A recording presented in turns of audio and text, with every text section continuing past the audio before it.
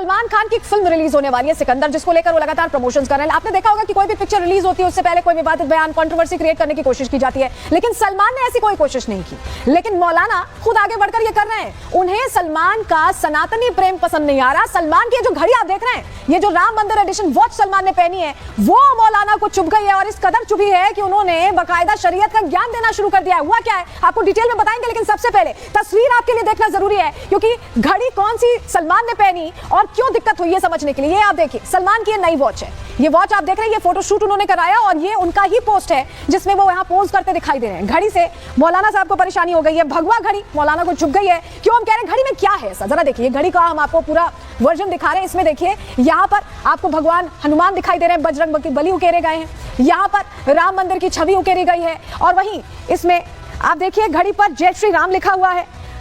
भगवान राम की मौजूदगी, बजरंग बली की मौजूदगी, राम मंदिर की मौजूदगी, जय श्री राम लिखा होना, या बेल्ट पर भगवा रंग चढ़ा होना, इन सभी चीजों से मौलाना नाराज दिखाई दे रहे हैं। तो ये घड़ी पहनकर शूट करवाया सलमान ने और दिक्कत मौलाना साहब को हो गई। सलमान ने ये लिमिटेड एडिशन वॉच पहनी है। तस्वीर आपको यहाँ भी आप देख पा रहे हैं। यहाँ पर एपिक्स एक्स जन्मभूमि, राम जन्मभूमि घड़ी पहनी है उन्होंने, और जैकब एंड कंपनी ने ये डिजाइन की है घड़ी।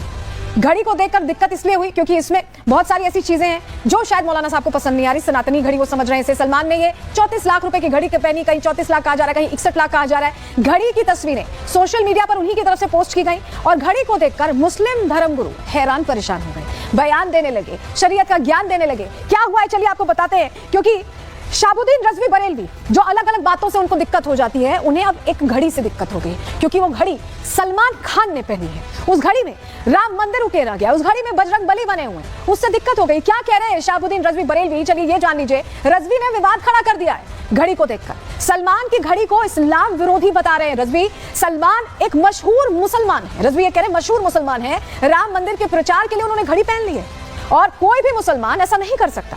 यानी वो सीधे सीधे मना कर रहे हैं। दूसरे मजहब का प्रचार इस्लाम में हराम है, घड़ी पहनना वो इस्लाम में हराम बता रहे हैं। सलमान शरीयत के उसूलों को अपनाएं, यानी नसीहत भी दे रहे हैं, शरीयत का ज्ञान भी सुना रहे हैं। रज़वी क्या कुछ कह रहे हैं, एक बार सुन भी लीजिए रज़वी को। कोई भी मुसलमान शख्स, चाहे सलमान खान ही क्यों ना हो, अगर वो राम मंदिर का प्रचार कर रहे हैं या किसी और गैर इस्लामी संस्थाओं का या मजहबी चीज़ों का प्रचार कर रहे हैं, तो ये शरन नाजायज़ और हराम है, और ऐसे शख्स को तौबा करना चाहिए और आइंदा इस बात की यकीन दहानी कराना चाहिए कि इस तरह के गैर मुस्लिमों के मजहबी शियार को हम जो है प्रचार नहीं करेंगे।